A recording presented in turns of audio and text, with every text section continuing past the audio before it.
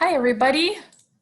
This is a session about a little bit about universal design for learning, but we are going to focus on mobile-friendly course design for a couple of reasons. We're going to get into the sort of larger universal design aspects of it, which are really good reasons in themselves.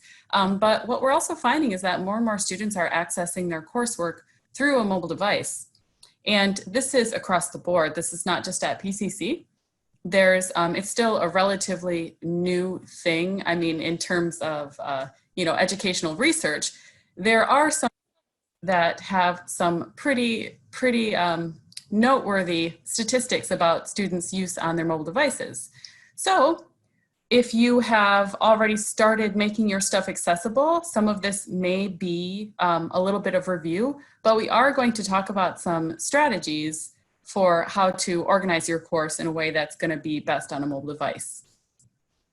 But first, we want to talk about universal design itself. And I'm going to have Supada talk about that in a minute here. And then we're going to talk about how to create mobile-friendly pages in D2L, which is going to be the bulk of the work, really. And then we're going to talk about some additional mobile strategies. And then we have even more resources for you guys in terms of mobile learning and also accessibility, making not just your content area accessible, but moving forward in all directions of accessibility. So without further ado, Supada, if you would like to talk about universal design for learning. Yeah, first of all, let me introduce myself. Some of you may see me, some of you may not. I usually work behind the scene. My name is Supada Amonchad, and I'm work for online learning. I'm a the instructional media specialist. And I also provide accommodation for online courses, including caption and then convert, to alternate media format. I have been working at PCC for like 14 years. First of all, I'm going to give you the history of universal design. So it started like in 1996. Let's focus what the universal design is first. So as you see on the screen, the universal design is the design of the products and environments to be usable by all people, to be greatest extent possible without the need for adaptation or specialized design.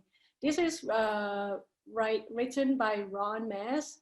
Ron Mass, he's the architect, and he's a the advocate for the disability right advocate. So he also the founder of the Center for Universal Design at North Carolina State University.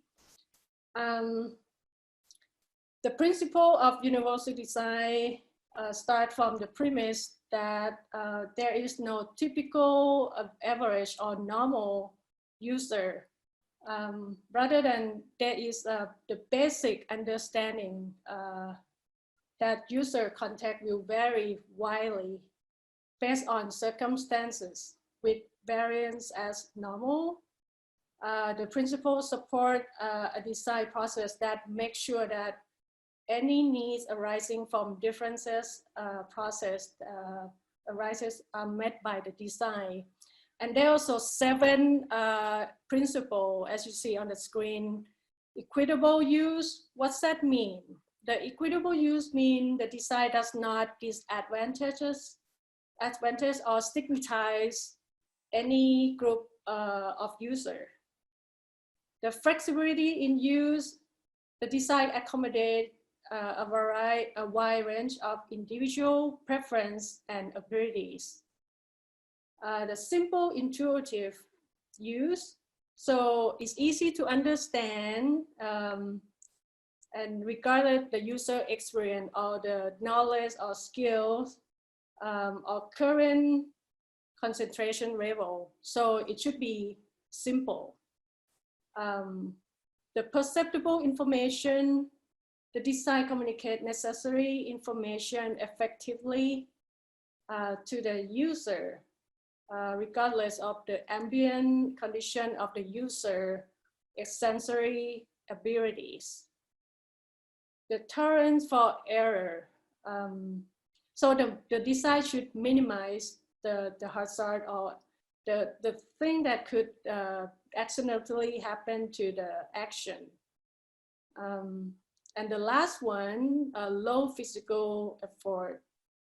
The design should be used effectively, efficiently, comfortably, and with the minimal fatigue. You might see that, you know, nowadays we use a lot of device, the mobile device, especially during COVID-19, everything's go online. So we stare at computer, like me, I stare at computer all day and then realize again, oops, 3 o'clock, then I need to take a break for lunch. So I'm assuming probably happened to all of you too. So that's my part. And so why we use universal design? The universal design is benefit for everyone, not only people, you know, with disability. I mean, it's benefit them like, it's kind of benefit people who have no disability.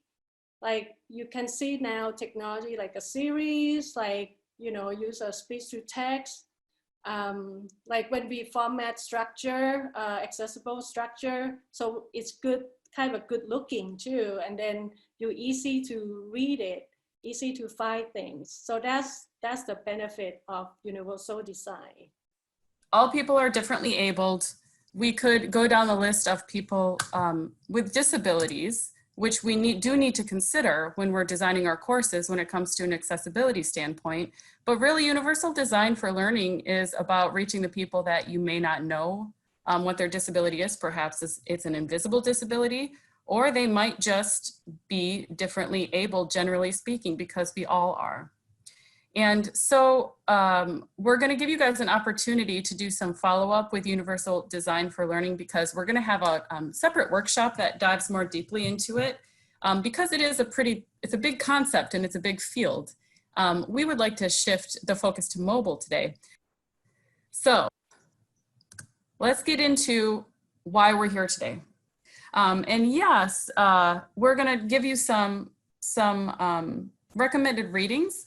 And for universal design for learning readings, you know, let's talk about that in that session. We have some accessibility and some mobile learning resources for you today. So, mobile learning. Mobile devices are ubiquitous. Everybody has access. Most, I would say, not everybody. It's a safe assumption to say about like 90 to 95% of people are going to have easy access to a mobile device. They may not have easy access to Wi-Fi, which is something you have to consider when you're approaching mobile design as well. It's not just about that access point of the device, but having, you know, a legitimate source of internet available enough for them to use it in the same way that they would use a laptop.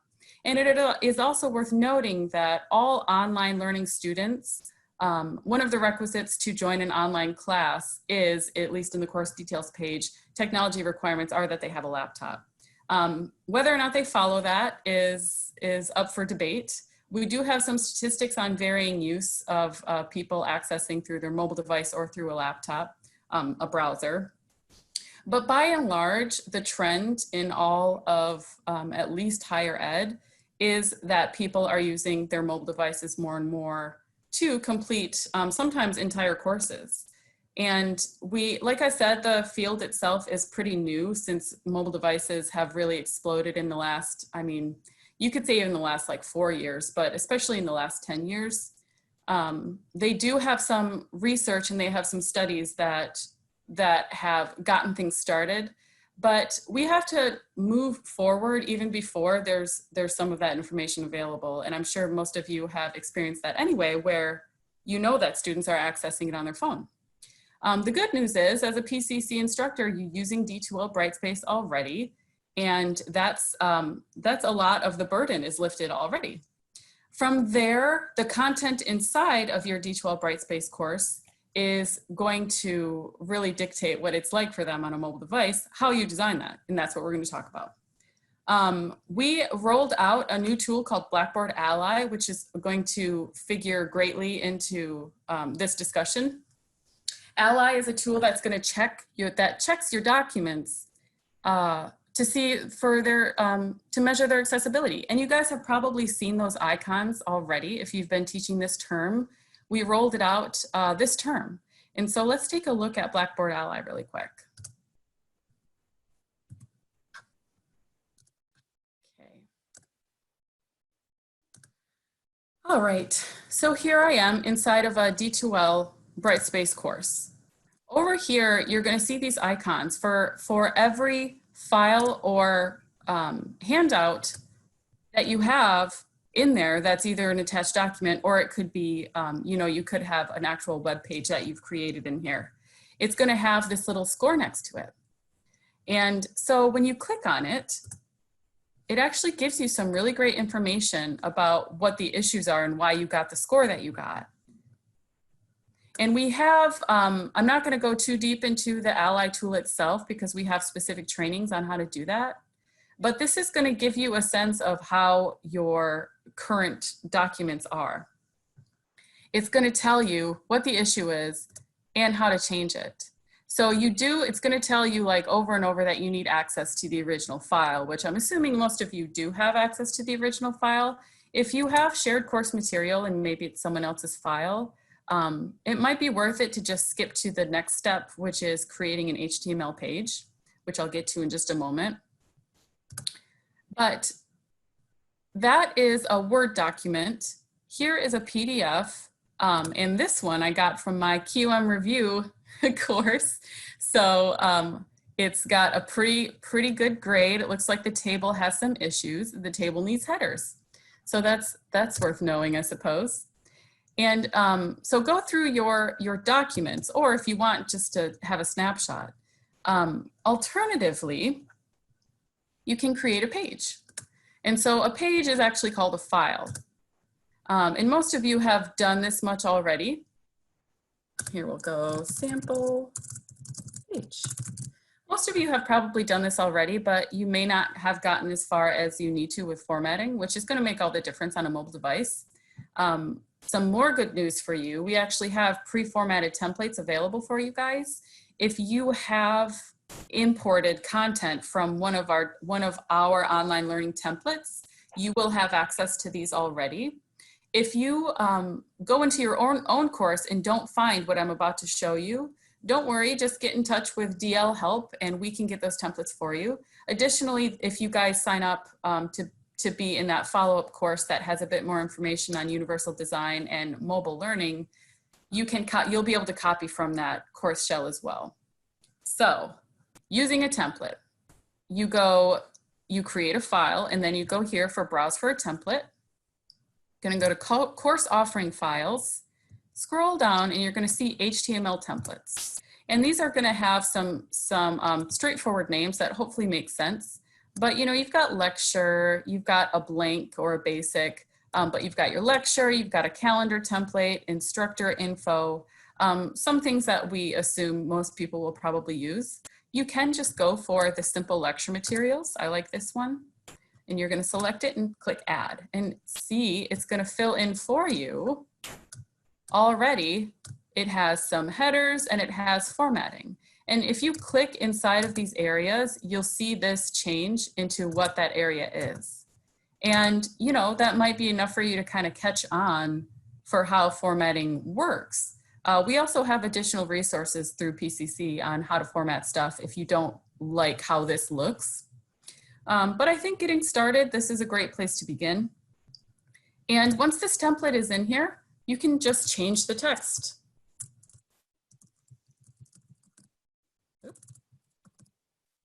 Text, that's text. And you're going to click inside of whatever heading you need to and change the headings. So one thing to note, when you're clicking inside of like a paragraph area, I think it's much easier if you paste with plain text. So I don't remember the shortcut on a Mac offhand. It's only a quick Google away if you want the keyboard shortcut for it. But I know that on a PC, I'm going to grab some text right here. On a PC, it's Control-Shift-V. And so make sure your pasting is plain text. Let's see if I... On the Mac, Casey, on the Mac, Shift Command V, similar to Windows. Oh, okay, cool. So that's giving me issues with, and I just want to copy some text. So let me grab some from here. And so when you paste as plain text, what that is doing is you're pasting without bringing your formatting with you, which is going to make it a lot easier to transfer all of your documents to an HTML web page. And then from there, you can do things like, you know, add a bulleted list if you'd like. Or if you're bringing a bulleted list over, it is going to probably bring those, or if you bring a numbered list over, it's going to probably bring those numbers over with it. And so I think it's just easier to grab the text. If you have a numbered list, I think it's easier to grab just the text line by line, actually, unless you have a really long list. It just ends up being easier with formatting it on this page properly. But pasting as plain text is going to be key when you're using these HTML templates. It's going to make sure that it looks nice and that it also transfers to a mobile device. And I want to show you guys what it looks like on a mobile device, what these different types, let's see here. There's my cutie.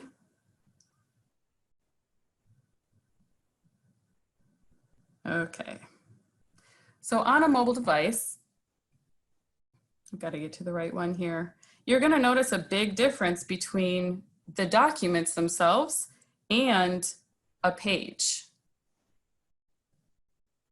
Oh, I forgot to publish this, pardon me. I've got to publish my new page, my fancy template page.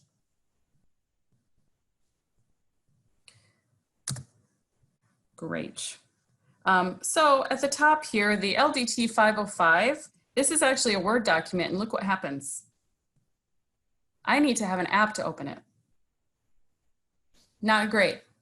So that's by and large why people are like, put PDFs in, right? PDFs are much more universal. It's definitely a step up, and it's usually much easier for everybody to access than a Word document. But even a PDF, so like let's look at a PDF that has a pretty decent score. If you remember, Ally gave this a 67, which means it has everything there for assistive technology. It's really small. I have to open it and use my pinching to actually read this text, and I've got to scroll back and forth. And that's how I'm gonna read a course handout. It's not great. It's doable, but it's not great. And it's going to take me probably much longer. And one thing we do know also about mobile device users is that multitasking is a serious thing to consider. On your phone, you have all of these apps, including, social media apps, and people tend to get distracted, or at least that's what the very new research tells us. And so having the additional load of trying to move around the screen, it makes me just want to close this and open up Instagram. But let's look at, this is the HTML page. And it does this wrapping is what, not, like mic check 1, 2 wrapping, but like wrapping paper. That is the big function of HTML pages, that it moves the text down to the next line based on your device. It reacts to your device. And so that's why that's favorable, and that's why it's going to be much easier. And so if you guys walk away from this, really, if that's where you end your first dip into mobile design, that will be an excellent first step if you can transfer all of your documents into HTML pages, because it just makes it easier. And since we're in here, I wanted to show you guys what it looks like for them to do the activities. And so I have a discussion topic right here. And one thing that I'll get to in a minute is if you embed videos rather than putting a link to a video, it'll keep them inside of the D2L app, which is also beneficial for, I mean, the multitasking aspect for sure, but also just them being able to access everything from one place. And if I was a student, I could complete, so far, I could complete this whole module online.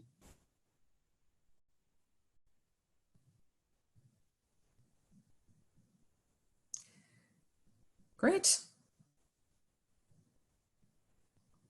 Post. Great, I've done that. Now I'll go back to the course.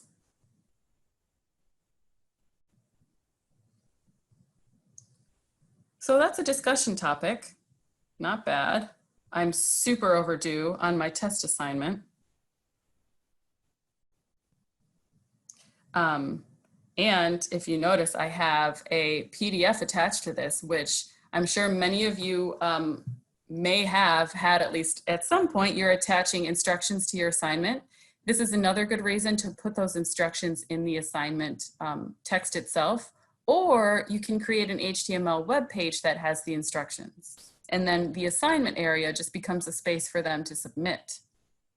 But if I open up that PDF, it's like, I have to download it and it opens up, and then it has that same kind of thing where I've got to pinch and move. So it's not great. But if I was a student, I could, if I'm, I suppose, handy enough to get into my, if I'm completing things in Google Drive, I could submit things from, I'll just go ahead and do it. I could submit things from my phone as well. What's a good one? We'll submit a screenshot. Oh, my file cannot be uploaded. How about that? So I'm gonna not worry too much about that right now. I just wanted to show you guys that it is possible for students to actually complete most of a course on their phone, which is great, especially if that is the only device that they have available easily. So that's the basics of mobile design. I'm gonna go ahead and stop sharing here. It's a whole process when you're sharing on your phone. So I'm going to pause right there. Does anybody have any questions about what you just saw? I think Stacy has some question. I would think Stacy had her hand raised for something else, but Stacy, do you have something to ask or add? I do not. I just had my hand raised from Supada's question earlier. Sorry. No worries. I thought so. So what? Oh, Barbara was asking about how do you access the templates? If you have content that came from one of the official online learning templates, then you already have it. But if you find you're going into your course and you're not seeing those templates available, we're going to make those available to you to copy into your course in that D2L course that we're going to invite you all to. And Barbara, I'm happy to follow up with you afterward about how that actual process is. If you don't have the templates in your course, how to copy them into your course and then retrieve them inside of a content page. It is a couple of added steps. And it is something you only have to do once, thankfully. And then from there on, you can use those templates and the formatting is there for you. But we can walk through your specific situation perhaps afterward. Does anybody have any other questions about student experience on a mobile device? Actually, Casey, I do have one really quick one. Sure. So the video that you had embedded on the page there, you still kind of had to scroll left and right just a little bit to be able to see it all. Is there any way to have that auto fit to the screen, or any suggestions for how to make that more easy for students to use? Yeah, that's a great point. So that's inside of my discussion topic. And it's really it's the size of the player. And that does get into a little bit of like, you have to know how to find the player code inside of the HTML source code. But let me just show you that real quick. Here, actually, I'll stop sharing there. I wanted to remind everybody what you were talking about. When you bring an embed code over from, let's just look one up really quick. When you bring an embed code over, it's going to have those dimensions in the code, the sample code that it gives you.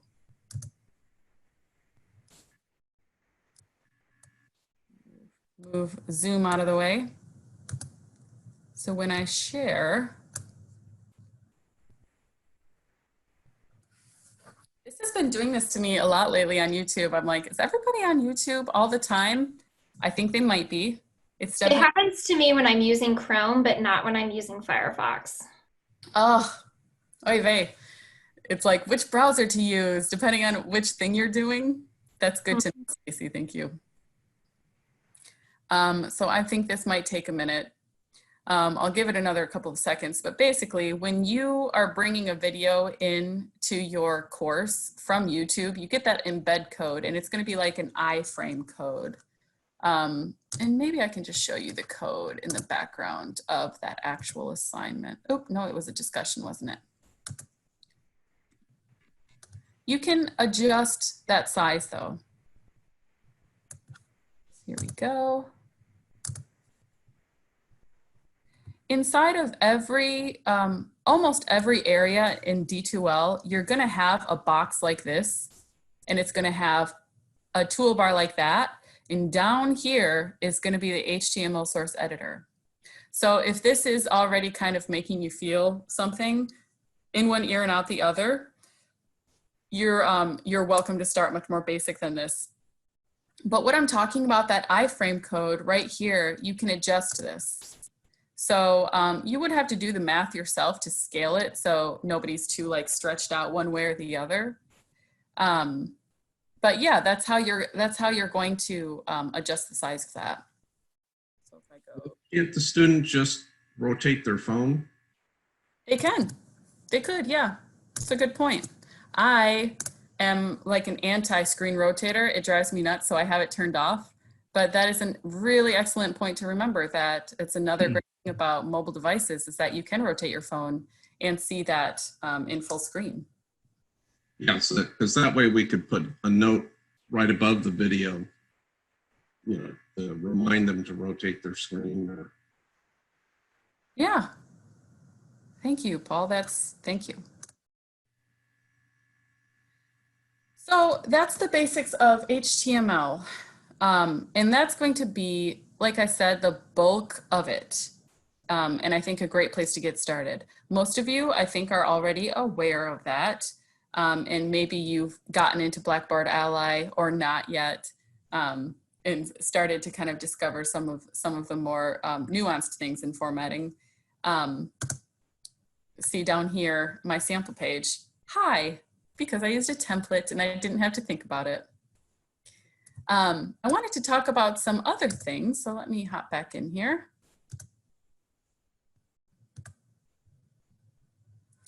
So use Blackboard Ally, check. Create any new materials as HTML pages, check. Embed videos to play inside of D2L Brightspace, check. So when it comes to like larger strategies about how to design your course, there are some really great best practices that I think, you know, teacher to teacher have come up with.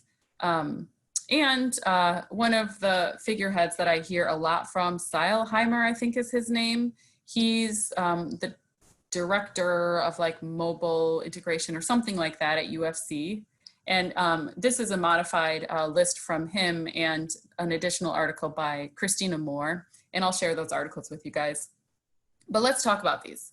So mobile-friendly strategies, use LMS tools whenever possible. You guys probably are sticking to the LMS by and large, but keep in mind if you're linking out to like publisher materials, even having a link to YouTube, it's going to require it goes to that app and for the student to have that app. Now, most phones come with the YouTube app, so that's not a great example. But other apps might not be so easily navigable. So as much as you can stay in that LMS, the LMS tools, it's going to keep it a solid mobile experience for the student. That being said, if you do have to go outside of the LMS for what you need, there are ways of evaluating an app to see if it's going to work. Or you can just have that be something that you warn them doesn't work well on a mobile device. It's not about really an either or. I think most of us would agree that that would be a difficult proposition to have an either or at this point, because everybody's on their mobile phone, but some things work better on a laptop. But you can find, I think, a nice middle ground. And so when it comes to testing out an app, I think the biggest thing is going to be using that app and getting your own comfort and familiarity with it, so much so that you can actually model for your students and demonstrate. One of the bullet points here is to include modeling demonstration videos of you using these apps and using things on a mobile device, because it does look different than on a laptop. And the menu looks different. Things are in a different place. Most everything does transfer to an app if it's a well-made app. Some apps aren't that great, but most things will still be there in an app, but they might be in a different place. So if you would like to use an app outside of the LMS, make sure you are testing it out a bunch. I'm happy to help testing the online learning team. I think you'd probably find a few of us would be excited to help test out something. And also there's something that you guys might have heard of, Affordances. You might have heard it in an educational, and specifically like educational affordances. So there's educational affordances of certain like activities, of certain tools or whatever, but there's also technological affordances. And I'm going to share there's basically like, how should I say, like a tool or like there's a word here that I'm missing, but I just learned about this, and I have a list of things that I think would help you guys in looking at what the point of that app might be. And so when it comes to apps outside of the LMS, make sure you're evaluating it yourself, testing it out yourself, and you're also looking for a very specific use. Most apps are not going to do more than one thing. And so you have to really make sure that you are utilizing an app for the thing it's supposed to be used for. And evaluating using those affordances that I'll share with you guys is one really good way of narrowing down, like, what does this app actually do? What's the point? Is it worth it? Or is it just another headache? And you guys are all technological people. We're on a Zoom call, even if you didn't want to be. I think you all are at this point. And so you know the kind of ins and outs of integration. It's really trust your instincts. But that was a very long way of saying, test out the apps. So some other strategies to make your course design more mobile friendly. Do content chunking. And so we know about content chunking just by virtue of having modules. That's what a module is. It's going to be a container usually for that week of activities and course materials and stuff. You might consider, now I'm not saying use submodules because we know submodules have their own issues, but you might consider chunking content onto HTML pages for like sessions for students to have like a 5-minute, something to complete, like a 5 to 10 minute, very short session thing where, perhaps it's something that they spend 5 minutes and then return to later and they can have a more deeper engagement with. But what we're finding is, I mentioned the multitasking challenge that you have with mobile users, but you also just have those mobile devices are by virtue something that's with you all the time. And what you're going to have is people are checking stuff while they are on the bus, while they are in a meeting, while they're doing other things. And so to maximize those little windows, chunk your content as much as you can into like little bite-sized pieces inside of the larger bytes that are the modules. Also keep file sizes small. If you do have anything that you need to attach, bear in mind that the larger file size is going to mean a really slow, buffering for them. And also if they have to download it, they might not have enough space on their phone to download it. And so as much as you can, try to keep those file sizes small. That might mean piecing out, you know, if you have documents that you can't turn into a web page, perhaps it's a proprietary document from someone else. You can cut that document up into smaller pieces to keep those file sizes small. And I think a quick Google, you'll find like PDF splitters or, you know, things like that, that you can not necessarily edit a PDF, but make it into smaller pieces. One more strategy that I really liked was to add the amount of pages or the approximate time it'll take for a student to read that to your actual handouts and to your actual like assigned readings. I think that's helpful just for the student to know, like, can I do this right now or should I save that for later? And I think it's easy enough. It's probably as simple as putting it in the title of your page or maybe in the instructions of your page, just a quick little note saying, you know, how many pages or how much time. One thing that I'm like, well, you know, maybe not, inform students if a piece of content won't be available on mobile. I feel like that's if you're going to really go deep with the mobile design, this is something that you'll probably want to do, because if you're shifting the expectation that everything's going to be available on mobile because almost everything is, it's probably worth mentioning when something isn't available on mobile or when something shouldn't be accessed mobilely. And we talked about the modeling and demonstration videos. I think those are really helpful when you're using any technology with students. Written instructions are great as well. I think we would all agree that having a variety of entry points for a student to grasp something is key in teaching and learning, right?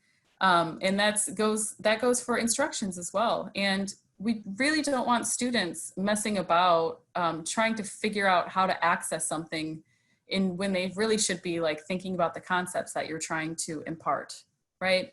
And that's the cognitive load. We all hear and talk about cognitive load, and that's what that is. It's like if they can't find their way around it and they don't really know how to get to something, if it's not intuitive, that's gonna take away from their learning. And so I think a really great way around that is to make those modeling and demonstration videos of you using the actual tool in the actual app.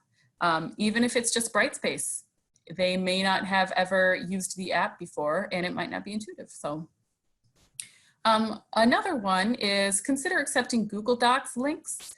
You might, for assignments that is, you might be you know, specifying that you want students to upload like a document or a PDF or something like that. And if you haven't ventured into the world of Google yet, it might be worth it because the Google Docs app is really great.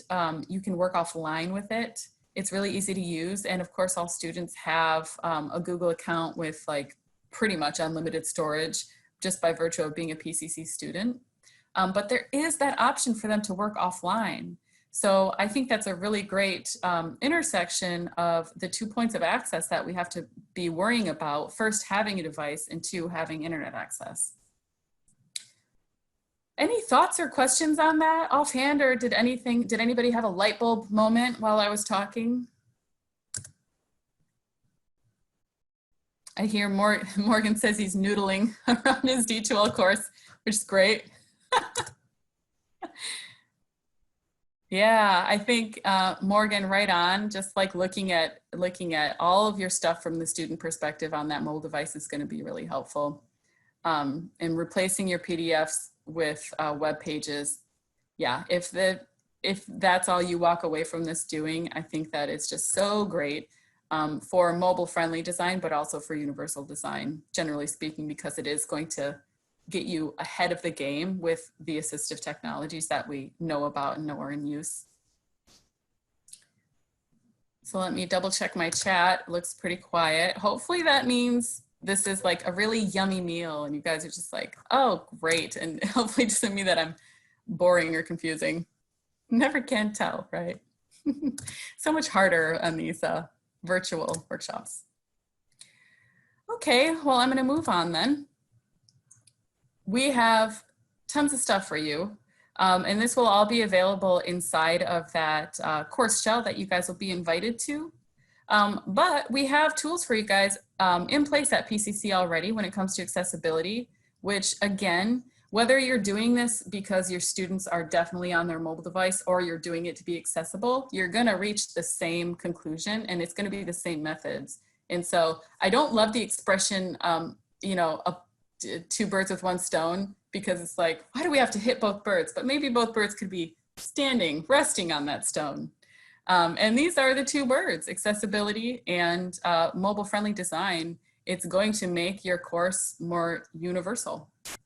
And so we have these trainings over on the right-hand side of the screen here that are actually available to you right now. They are self-paced, and they're through Cornerstone, which, if you guys haven't done too much inside of Cornerstone, it's the HR, I think, like what would we call it? HR place for you to like get credit for taking things, for learning new stuff, and you know, it goes on an official record of yours. So I think that would be a great access point. Learn how to make an accessible PDF, learn how to make an accessible PowerPoint or Microsoft Word. Those links are right there, but we'll have those in the course as well. We also have a really great page for instructors about how to format stuff.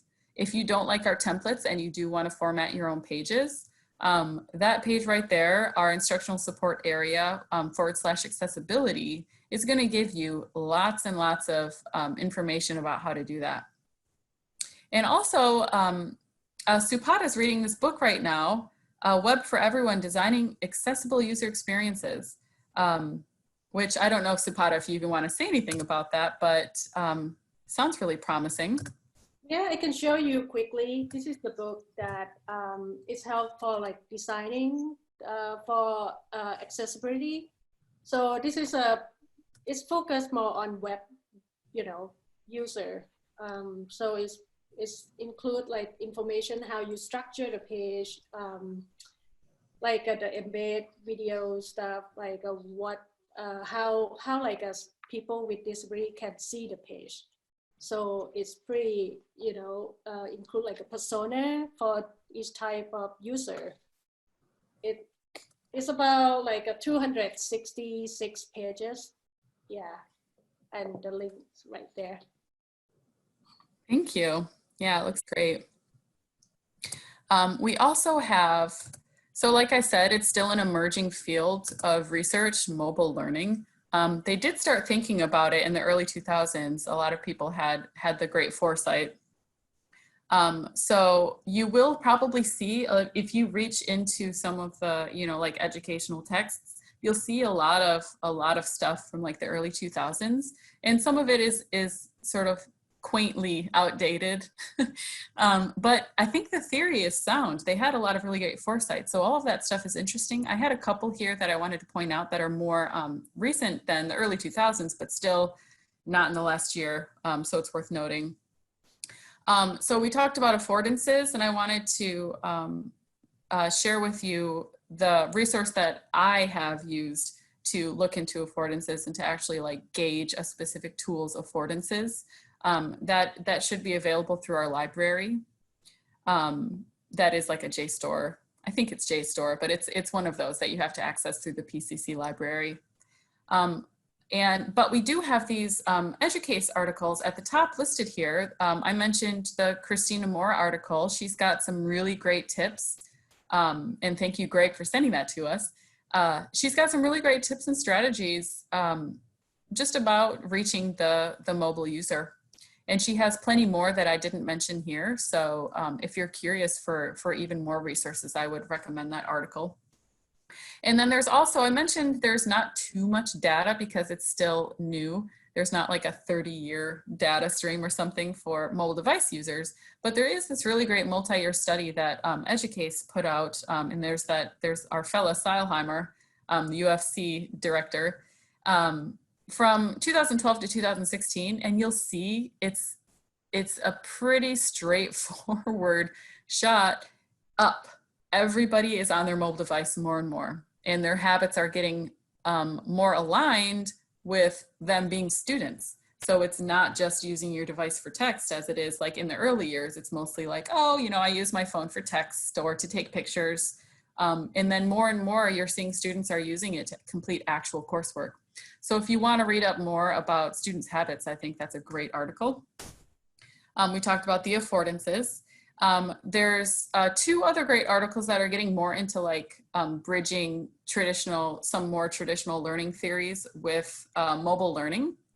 And so Designing for Mobile has some really great frameworks that, well, it has a couple. It says framework for designing mobile learning environments. It actually has a couple for you to choose from.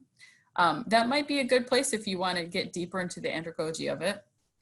And then there's seamless learning, which it's a very interesting precipice that we're at with a mobile device user, because we have informal learning and we have formal learning. For a long time, we've been trying to borrow from informal learning inside of formal learning because we know it's just really effective. It's implicit. It's, you know, people learning languages from being a child, and it's like trying to get into the cognition of that. How is that learning happening? So for a long time, we've been trying to reach into the informal learning pot for some treasure.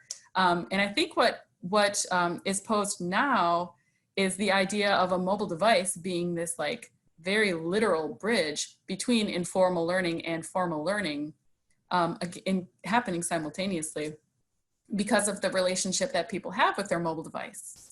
So I thought that was a really interesting read if you guys want to get deeper in that. But that's really it. Does anybody have any questions or comments? Greg is making an excellent point here that I probably should return to. So when it comes to, let me stop sharing and then I'll start it again. So when it comes to assignments, I was showing you guys that a student could complete their entire course on their mobile phone if it's organized properly, right? When it comes to assignments and really discussions, those tools have the description box, right? So let me show you what I'm talking about. These tools, when you're making an assignment, you're going to be putting your instructions inside. What's a good one? This will be good. Here, we do want you to put your instructions not in an attached document, because you saw that was problematic. I had to download it, or I didn't have the right app to look at it. So documents not great. And then the next step up, of course, is putting your instructions in here. However, if you have like a lot of instructions, it would be best if you really just make a HTML web page that has those instructions inside of content here. You're just going to do what we did before. Oh, okay.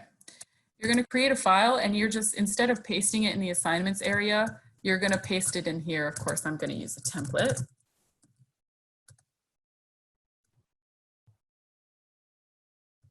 And then that way, you'll see it looks very different inside of the content area, which we all have to be kind of aware of the scroll, right? Of how much someone is really going to scroll, and keeping things concise in the content area whenever possible.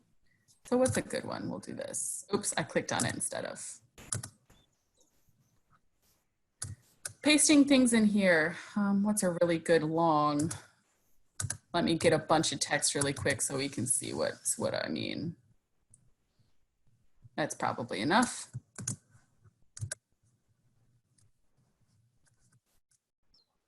Okay, so I've got it in my page.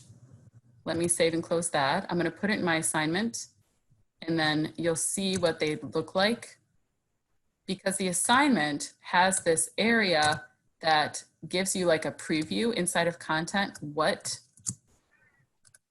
the assignment is. And so some students are on here, and I guess the big concern is that they might not see what's beneath that assignment because it's so long. So that's why I've got my test assignment here, but then I've got, this is alternatively where I put my assignment directions. And so that's a really great strategy to keep your content area nice and concise. Put your instructions inside of an HTML page. Make sure your instructions actually mention that they should go to the assignments area, and you can actually link. Oops, I forgot to get into editing mode here. You can actually link to the assignments area from inside of a content page. Let me double check my chat here. Link to Google Doc. Great point, Stacy. One sec, what am I doing? Okay. Please submit in the assignment folder, something like that. And then I can highlight my assignment folder text. I go up to insert quick link, and I can actually find that assignment folder that I made that doesn't have the directions in it. It's just going to be the place where they submit. Or maybe the directions are as simple as please submit this here or something like that. But the longer directions are going to be inside of this web page. And it's going to keep your content area really nice. It's also going to be even better, less cluttered for the student on the page. So let me show you again on the student view.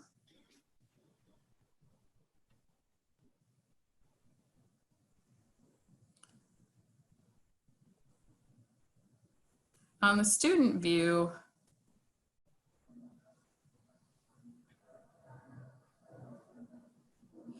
see, it's really long, or it's really easy. And then there, it's all wrapped. Of course, it was wrapped in the assignment area too, but let's see, let me just show you what I mean here. It also has like other stuff. So it's going to be where they submit stuff. But when this was shorter, it had like other things to look at and other things to kind of like, I don't know. It's probably a small point, but it is worth noting. Thank you, Greg, for bringing that up. Make your assignments into HTML page. Make everything an HTML page, and you'll just have a much easier time. And so Stacy mentioned using a Google Doc does. If you have that Google Doc set to display inside of D2L and it doesn't like link out into a new tab, that will be, I think, the ultimate way, because we're not sure if they have the Google Docs app in their phone. And again, you might be kind of setting them up to have to like download a new app. And Google Docs is a great app to have. It's not like that much of an ask if you do want students to have it. And I did mention it's a great way for them to get their work completed. But just keep in mind, like getting started before you start requiring or like, you know, suggesting things like they have the Google Docs app.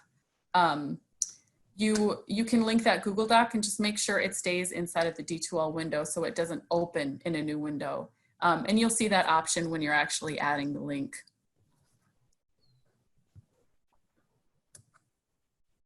Yeah, so let's see, Barbara said, created my exam in Google Docs, the instructions of the first page, right. Yeah, they make their own copy. Google Docs is a really mobile friendly way. I don't know why the default is for it to open in the same frame, probably. I would like to think that they have some intentional reason behind every default setting inside of D2L. I doubt it. But if you have it set to open in the same window, it'll be easier on the mobile friendly device. It might be, you know, different if someone's on a laptop, and it has been discussed that opening things in a new tab can keep from confusing some students. And so I think if I was going to like summarize the big takeaway, it's like definitely going to be situational how you use your mobile design. Maybe you talk to your students before you you know, get too far into the mobile design world. You might be in a specific subject that it's not too many mobile design users, or it really does not behoove your students to be on their mobile phone. So it's like much better if you require, you know, less on the mobile phone and actually like require that laptop. I'm thinking like maybe, you know, some instructors have talked about they're like, maybe it is asking too much to send them in a different space. But I think you'll probably find, if not now, then very soon, they're probably accessing it on their phone anyway. So yeah, it's just worth knowing your students, right? So I did just mute you. Maria, did you have a question? I was just muting the background. Okay, Casey, I have a question. Go ahead. Casey, yeah. The PDF training that you mentioned earlier for PowerPoint or Word, is it face-to-face, or is that, or where can I find that? So we have a couple of, for Blackboard Ally, we have a couple of options on PDFs. So when I'm talking about the Blackboard Ally tool, we have trainings that the online learning has done for using Blackboard Ally. But just to make your PDFs in the first place accessible, we have that Cornerstone training that, let me show you. So those are right here. Yeah. And you know, I should post those in chat. Those will be posted links inside of the course that we're going to invite you all to. They're also available if you go to the instructional design, or excuse me, the instructional support area. Let me show you where that is, because I can't show you too many times. If you go to pcc.edu/is, hopefully you guys all know about this area, but this area is where you're going to find the accessible content area. I mentioned it has gobs and gobs of information for you for all kinds of things, including this great tool that you can double check your contrast on your images and graphics. Put a pin in. But there's also back here, if you go to our workshop schedule, these are still right at the top of the workshop schedule. We have accessible PDF documents, accessible Word, and accessible PowerPoint, and these are all self-paced. Okay. So let me I'll put these in chat for. Thank you. Yeah. Any other questions? Anybody have anecdotes to share, anything like that? I welcome all of that. I think it's teachers talking to teachers is one of my favorite spaces to be in.